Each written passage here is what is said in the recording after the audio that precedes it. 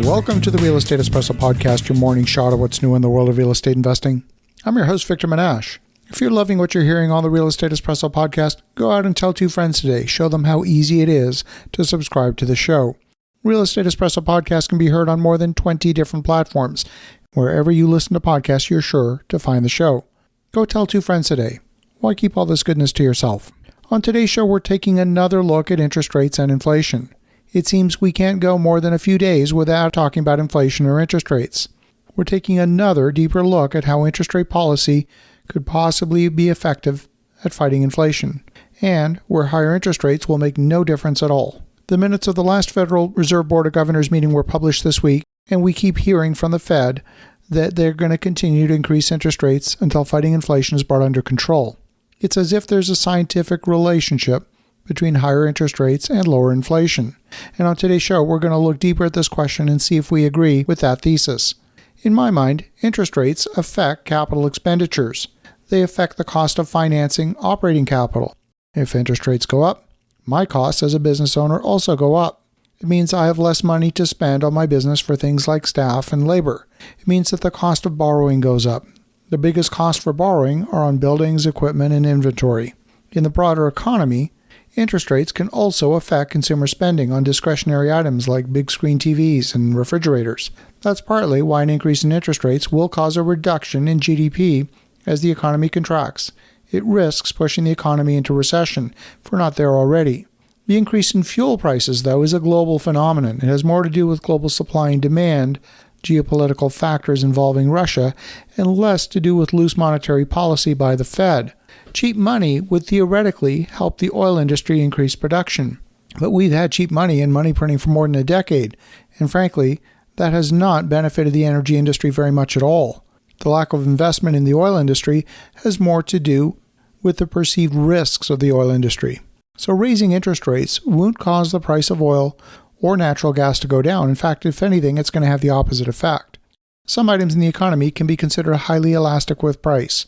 For example, if a chocolate bar goes up to $10, you might say, all right, I'll do without a chocolate bar today. But other items are inelastic. If you need a particular cancer medication and the price doubles, well, you're going to still take that medication. If your distance to work is 20 miles, you're still going to drive 20 miles to work, even if the price of gas goes up by 50%. You might be forced to reduce your spending elsewhere in your monthly budget, but if the Federal Reserve raises interest rates, you're not going to drive a shorter distance to work. And you're not going to quit your job just because the price of oil went up. To that extent, the change in interest rates is not going to affect the price of energy. Since there's a direct connection between economic output and energy consumption, any increase in energy prices will always cause prices to increase across the board in virtually every sector of the economy. Even if Russia had not invaded the Ukraine, oil prices would still be having an adverse impact on the consumer price index. The increase in prices in other sectors of the economy were caused by supply chain disruptions in Asia, which in turn were caused by the pandemic. Yes, buyers bid up the price of items that were in short supply. But you see, the Fed made a mistake, and they overshot that huge hole in the economy left by the pandemic. They filled a $2 trillion hole with an additional $6 trillion. Much of that $6 trillion went into Wall Street and not directly into the mainstream economy. It put a whole lot of cheap debt into the system, which did drive up real estate prices.